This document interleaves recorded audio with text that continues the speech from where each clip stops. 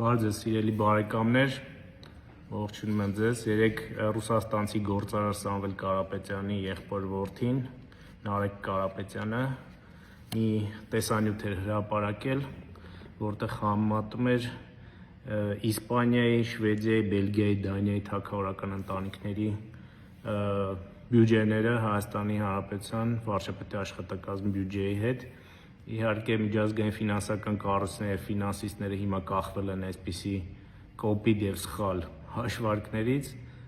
բայց ես կուզեմ սրան անպայման անդրադառնալ։ Նարեկ ջան, այսպիսի բաներ մի արա։ Ես հասկանում եմ ինչ եմ ասում Նարեկ ջան, որովհետեւ որոշակի հարաբերություններ ունեցել եմ նրա հետ եւ ինձ համար տարօրինակ է իր կեսվածքը, որովհետեւ նախկինում այդպեսին չի եղել եւ նրանք կարծես արհեստականորեն այս հորձանուտի մեջ են գցել եւ դա իրանը չի։ Ուրեմն Նարեկ Կարապետյանն ասում է հետեւյալը. Վարչապետի աշխատակազմի ծախսերը ինքը ավելացել 4 անգամ։ Սարքել է վարչապետի աշխատակազմի ծախսերը $65 միլիոն։ Արդյոք Հայաստանը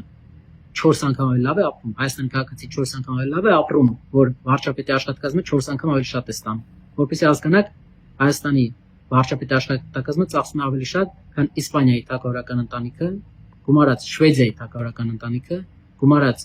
Բելգիայի թագավորական ընտանիքը, գումարած Դանիայի թագավորական ընտանիքը իրար հետ վերցրած։ Հիմա դուք լսեցիք, նախ абսուրդ է համեմատել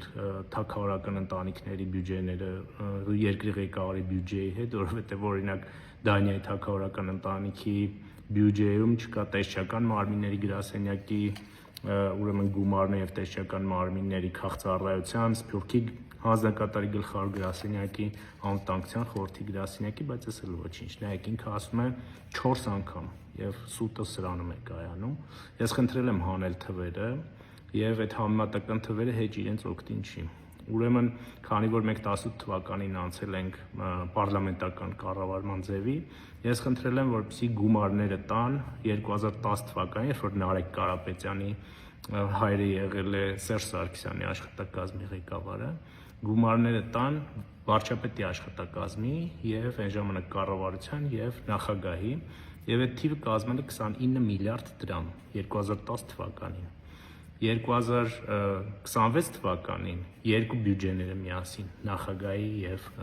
վարչապետի աշխատակազմի կազմում է մոտ 27 միլիարդ դրամ։ Եվ սա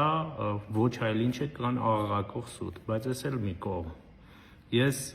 խնդրել եմ, որպեսզի համամասնությունները հանեն 2010 թվականի բյուջեում այդ գումարը քանի տոկոս է կազմել եւ 2026 թվականին։ Եվ Նարեկ ջան, էլի սա քո օգտին չի ընդհանրապես, որովհետեւ 2010 թվականին այդ բյուջեի մեջ 950 միլիարդ բյուջեի մեջ այդ գումարը կազմել է 3.1%, իսկ այս տարի նայ հայրիկի ժամանակվանից 4 անգամ ավելացրել ենք բյուջեն։ Ուրեմն այդ գումարը կազմում է 0.8% համամասնորեն,